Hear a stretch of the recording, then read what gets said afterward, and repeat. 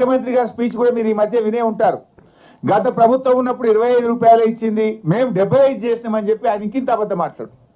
Open speech ముఖ్యమంత్రి గారు బహిరంగ మీటింగ్లో చెప్పిండ్రు.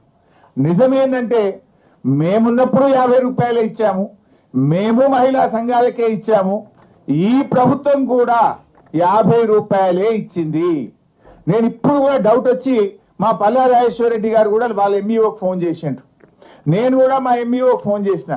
కొత్త ప్రభాకర్ అన్న కూడా వాళ్ళ దుబ్బాక ఎంఈఓకి ఫోన్ చేసి అడిగిండు, ఏంది భయ్ మీరు 50 రూపాయలు వచ్చినాయా 75 రూపాయలు వచ్చినాయా అని అడిగితే వాళ్ళు స్పష్టంగా చెప్పింది ఏంటంటే 50 రూపాయలే వచ్చినాయి సార్, 75 రూపాయలు రాలేదు అని స్పష్టంగా చెప్పడం జరిగింది. అంటే దీన్ని బట్టి స్టిచ్చింగ్ ఛార్జీలు ఈ రాష్ట్రంలో ఏ మహిళా సంఘానికి కూడా ఈ రోజుకు 75 రూపాయలు రాలేదు, వచ్చింది 50 రూపాయలు మాత్రమే.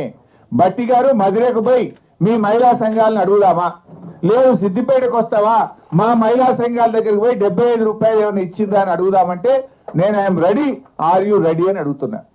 ఇచ్చింది 50 రూపాయలు, 75 రూపాయలు ఇచ్చినామని 2 బడ్జెట్లలో కూడా చెప్పుకున్నారు. ఇది శుద్ధ అబద్ధం. ఇది మహిళా సంఘాలను మా అక్క చెల్లెలను ఈ ప్రభుత్వం దారుణంగా మోసం చేస్తుంది. ఎందుకంటే ఇప్పుడు అక్క చెల్లెళ్ళు బట్టి గారి ప్రసంగము విన్నారు, నేను మాట్లాడుతున్నది వింటున్నారు.